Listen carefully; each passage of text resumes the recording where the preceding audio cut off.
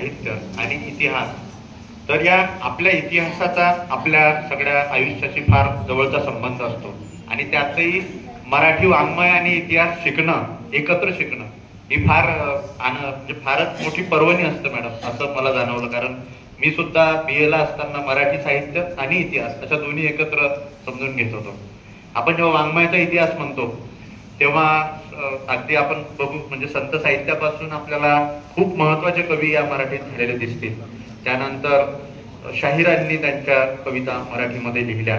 त्याच काळात अगदी आपण आशयाच्या पातळीवर जरी त्या लोकांच्या मर्यादा मांडत असलो पंडिती कवितेच्या, तरी सुद्धा कवितेविषयी केल्या जाणारी कलाकुसर, त्या कवितेचं रूप, त्याचं जे वापरल्या जाणारं मीटर आहे, या बाबतीत जी विविधता आणि जी समृद्धी त्या पंडिती कवींनी मराठीला दिली, हे एक मराठीच्या कवितेचं वेगळं जसं दालन आहे. तर असे टप्पे आपण पाहत जातो आणि नंतर आपण असं म्हणू की इंग्रजांच्या काळ आला, इंग्रजांच्या काळानंतर तोपर्यंत तुकाराम महत्वाचा एक कवी आपला त्याच्या आधी होऊन गेला. पेशवाईच्या काळात शाहीर होऊन गेले, ज्यांनी लावण्या लिहिल्या, पोवाडे लिहिले.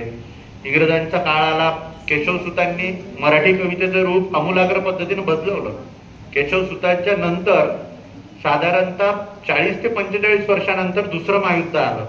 त्यानंतर मग मर्ढेकर सारखा अत्यंत महत्वाचा एक कवी या मराठी भूमीमध्ये जन्माला आला आणि त्यानं मराठी कवितेला आमूलाग्र बदलवण्याचा प्रयत्न केला. स्वतःच्या साहित्याच्या संदर्भातले वेगवेगळ्या सिद्धांतांची त्यांनी मांडणी केली. म्हणजे मर्ढेकर असं म्हणतात की पंक्चरली जरी रात्र दिव्यांनी तरी पंपतो कुणी काळोख. तर मर्ढेकरांच्या आधीचा जो काळ आहे, रविकिरण मंडळाचा काळ, त्यांच्यामध्ये कवितेची काहीतरी अशी ठराविक भाषा असते, असा एक दृढ समज या सगळ्या लोकांचा तयार झालेला होता. म्हणजे त्यात कवी गिरीश असतील, कवी यशवंत असतील किंवा माधव जुलियन सारख्या कवी असतील.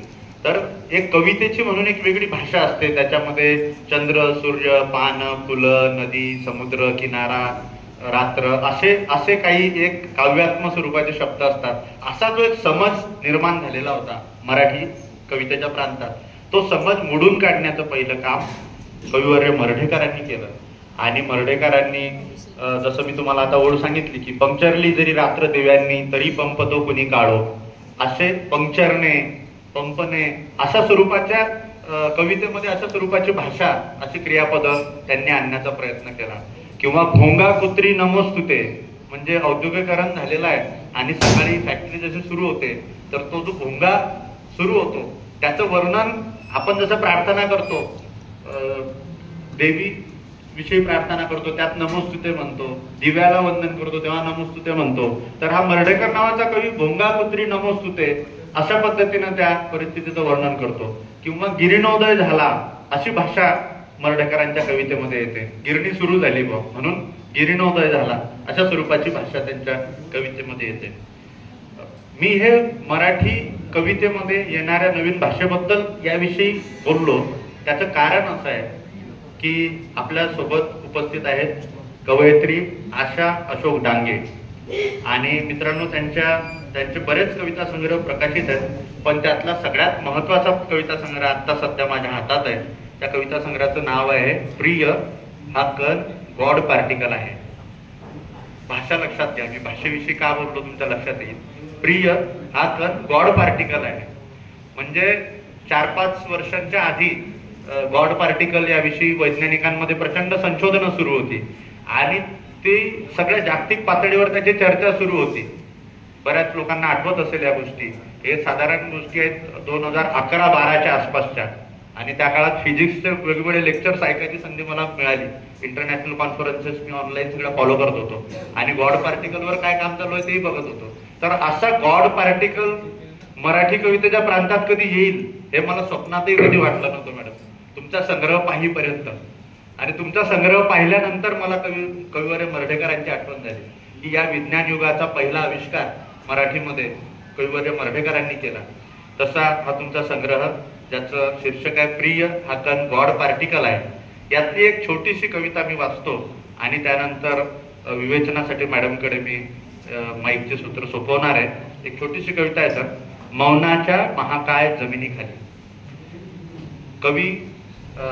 कवयित्री आशा डांगे असं म्हणतात, मौनाच्या महाकाय जमिनीखाली पसरली आहेत वेदनेची विस्तीर्ण मुळं. मौनाच्या महाकाय जमिनीखाली पसरली आहेत वेदनेची विस्तीर्ण मुळं, वडाच्या लांबच लांब पसरत गेलेल्या पारंब्यांसारखे. शब्दांची धग कागदावर उतरवावी लागेल, शब्दांची धग कागदावर उतरवावी लागेल. आताशा वाटतंय अक्षर मौनाचा प्रदेश काबीज करतील, आताशा वाटतंय अक्षर मौनाचा प्रदेश काबीज करतील आणि मौनातील धग उतरवतील कागदावर.